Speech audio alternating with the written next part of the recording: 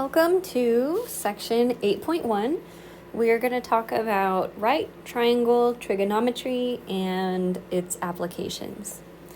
So, some of our objectives for this section are to find the value of trigonometric functions of acute angles using right triangles, use the complementary angle theorem, solve right triangles, and of course solve applied problems. So, assuming that you have already completed the reading of this section, some of these ideas will seem fairly familiar. So, for our first one, we want to find the 6 trigonometric functions for this theta that we have in our right triangle. The two sides that we're given are 7 and 5. Based on what we know about triangles, we can easily find our third side, the hypotenuse. We know that a squared plus b squared equals c squared. So 5 squared plus 7 squared equals c squared. We have 25 plus 49, that gives us 74, which is c squared. So c is root 74.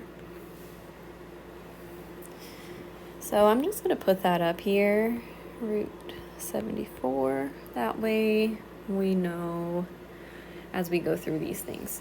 So our 6 functions, our trig functions, we have sine, which is O over H, the opposite over the hypotenuse. One of the most common ways to remember is through SOHCAHTOA.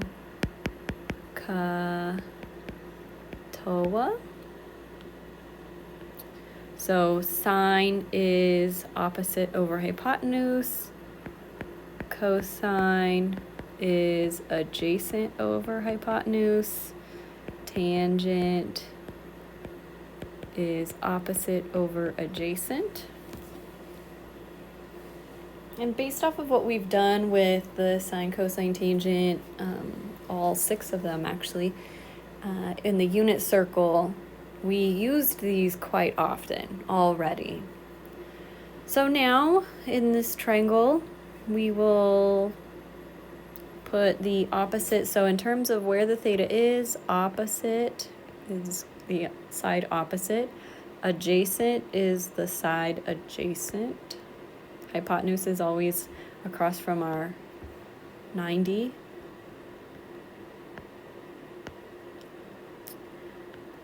We can fill in. So opposite is 5, hypotenuse, root 74. So if we rationalize that denominator, 5 root 74 over 74. Adjacent is 7, hypotenuse is root 74. Same thing. Square root 74 over root 74. 7 root 74 over 74.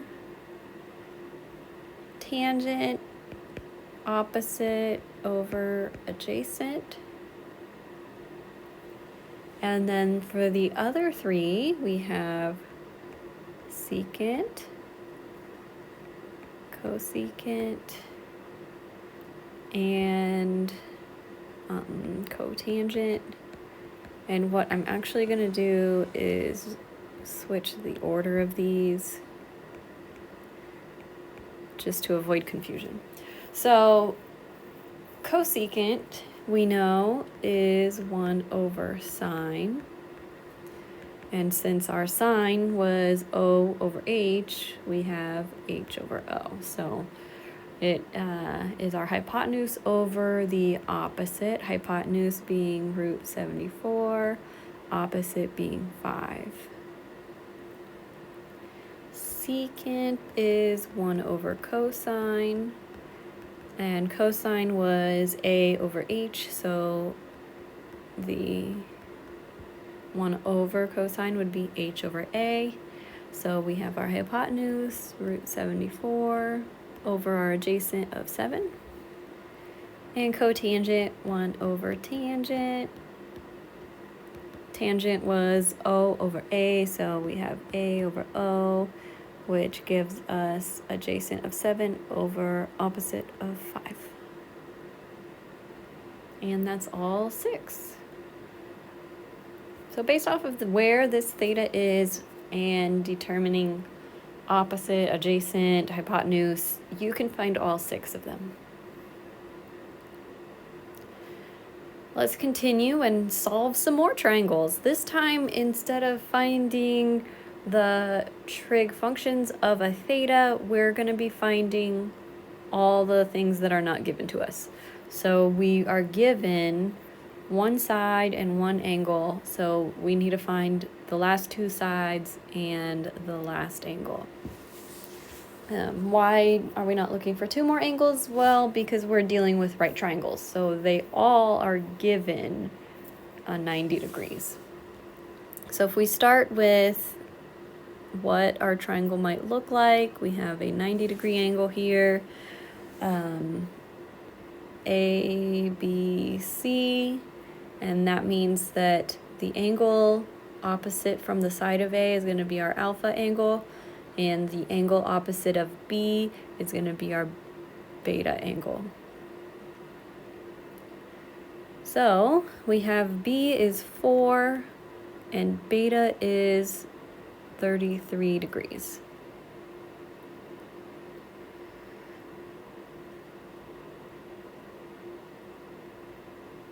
Now the first thing that we can do is find our alpha angle.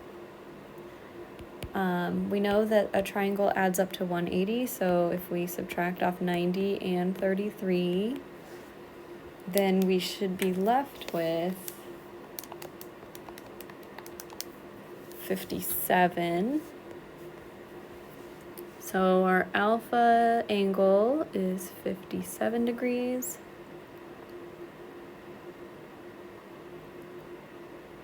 And then we can find our last 2 sides.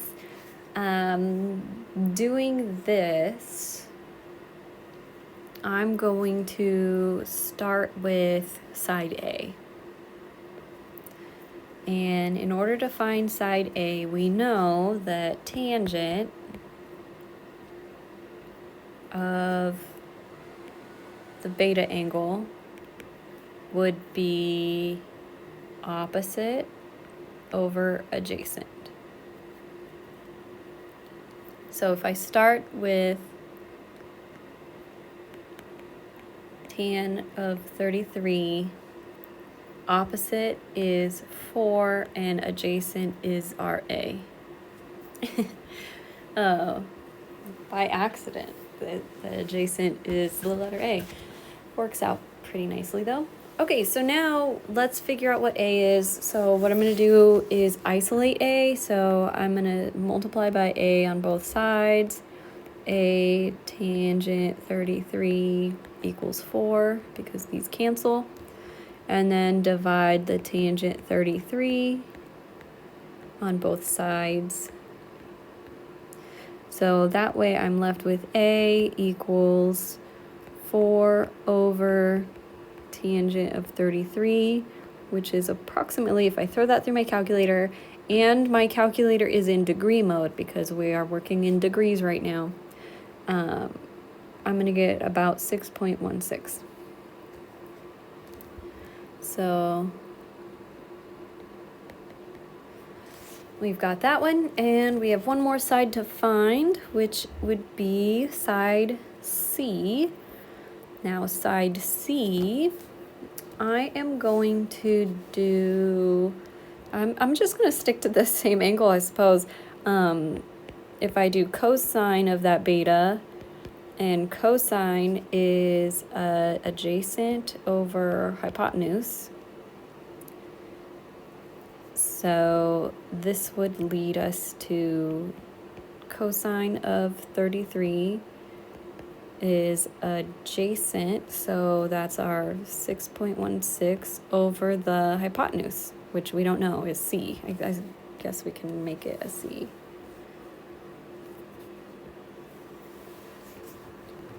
Same thing, I'm going to isolate the C, so if I multiply by C on both sides, I get C times cosine 33 equals 6.16. Divide by cosine of 33.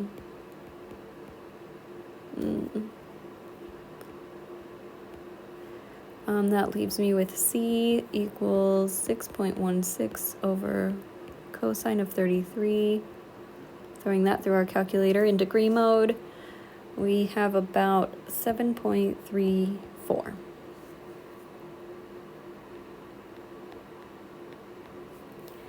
And now we have our alpha is 57 degrees, our side A is 6.16, and our side C is 7.34. Those were the missing pieces, and so we have completed our triangle. Let's do another triangle here. We've got A equals 1, C equals 5, and we want B, alpha, and beta. So this time we are looking for one side and two angles. So I'm going to first begin by getting an idea of what we have going on here. If I label A, B, C, that means we have alpha and beta up here. We've been given A. A is 1, C is 5. And so, why don't we start by finding our missing side? A squared plus B squared equals C squared. 1 plus B squared equals 25. B squared is 24. So B is, if we simplify that radical, we'll get 2 radical 6. So we've got a B.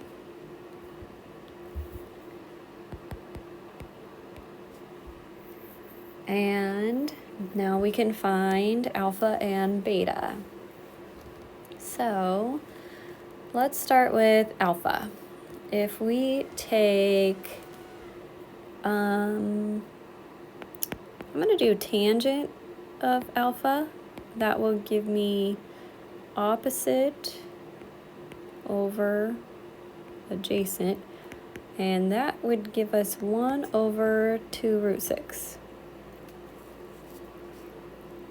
Because this is the tangent of alpha and not alpha alone, we need to take tangent inverse. We need to get alpha alone. So if I take the tangent inverse, alpha is going to be tangent inverse of 1 over 2 root 6.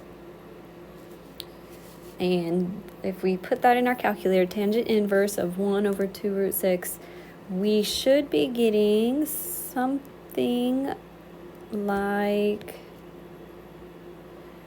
11.5 degrees.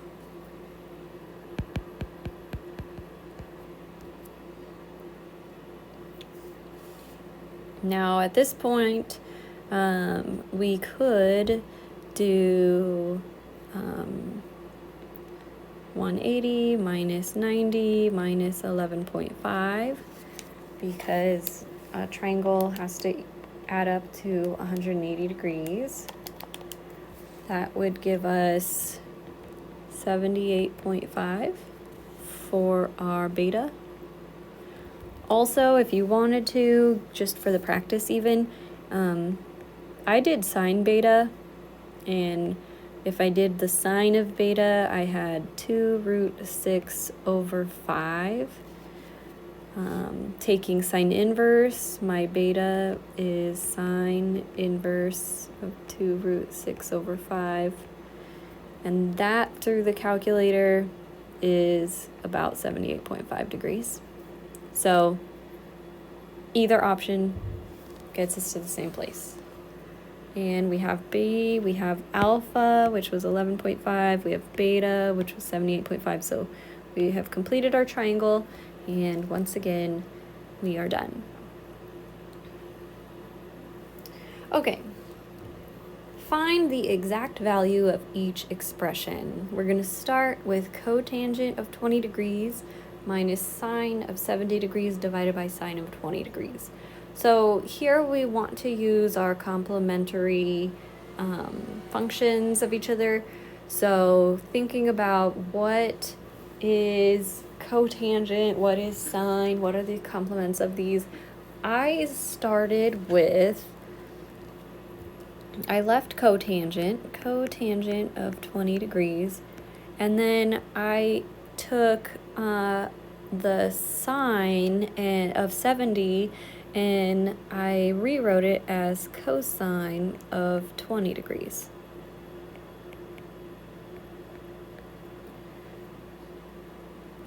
Now I have cosine of 20 over sine of 20, and cosine over sine is the reciprocal of tangent, right? Tangent is usually sine over cosine. So since it's flipped, that tells me that that one is the cotangent of 20, which is awesome because cotangent of 20 minus cotangent of 20 is just 0.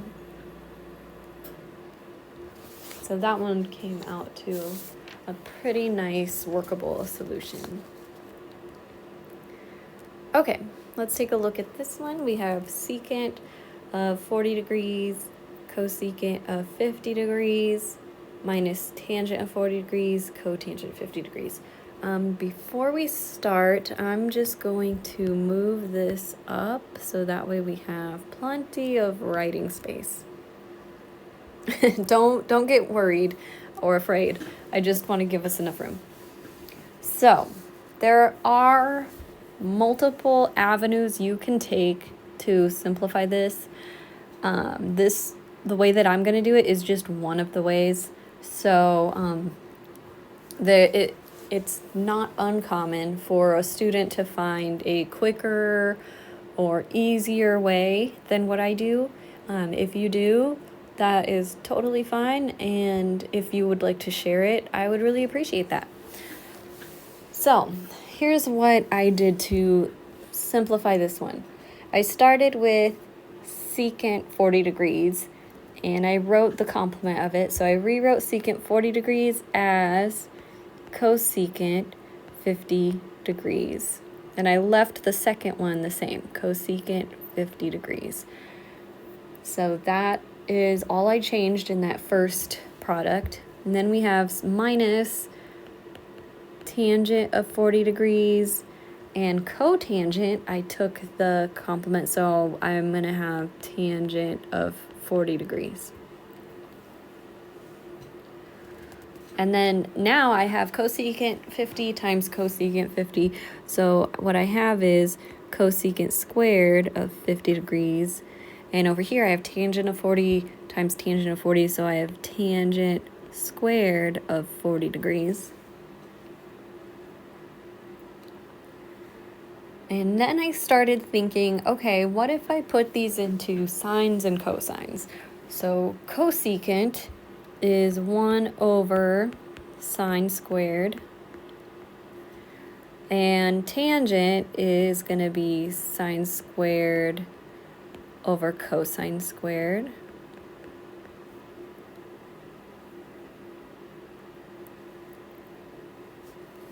And I suppose I should be...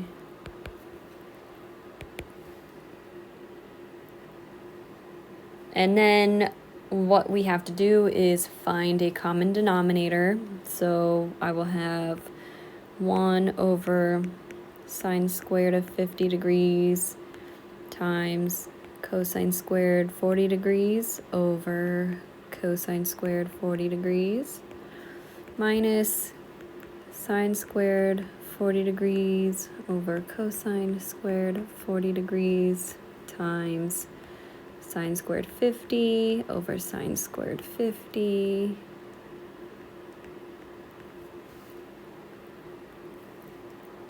This gives us cosine squared 40 minus sine squared 40 times sine squared 50 all over sine squared 50 times cosine squared 40. So we have everything in one fraction now.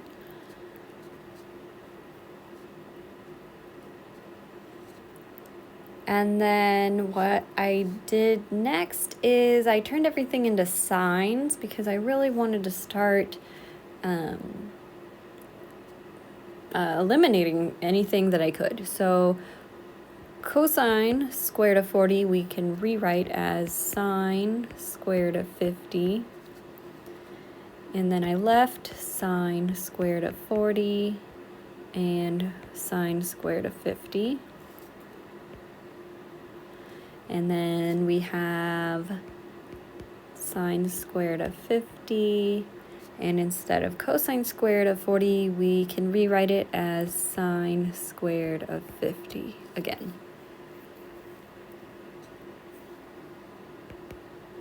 Now I see a sine squared of 50 in both terms, so I'm going to factor that out.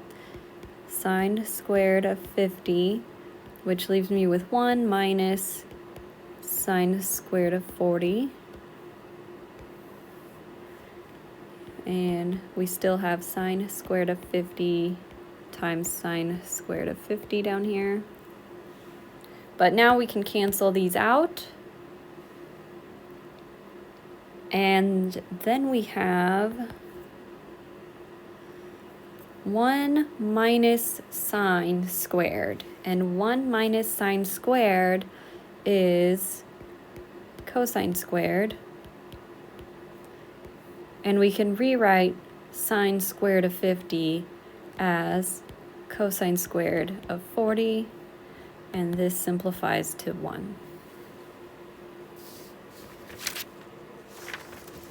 So it was quite the journey, but worth it. Okay, our last example. Suppose that you are headed toward a plateau 24 meters high. If the angle of elevation at the top of the plateau is 15 degrees, how far are you from the base of the plateau?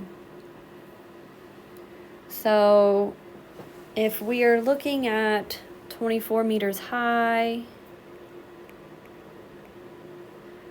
and how far are you? We don't know this one. The angle of elevation to the top is 15 degrees. So, what deals with these two sides? Well, we have opposite and adjacent, so we are going to revert back to tangent. So tangent of 15 degrees will give us opposite over adjacent, which is 24 over that missing one. So what I'm going to do is I'm going to rewrite this without that middle piece. If I solve for x, so if I multiply by x on both sides, x tangent of 15 equals 24, and get x alone, divide by tangent 15. Then I'm left with that missing side is 24 over tangent 15. Throwing that in our calculator, making sure we're still in degree mode, we are going to land somewhere around 89.57. So I am I am about 89.57 meters from the base of the plateau. What a strange word. Okay. And we've applied what we know about our triangles to a real world problem. And you're done. Now we're done.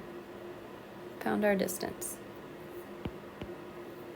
And those are all the practice problems that I have for today.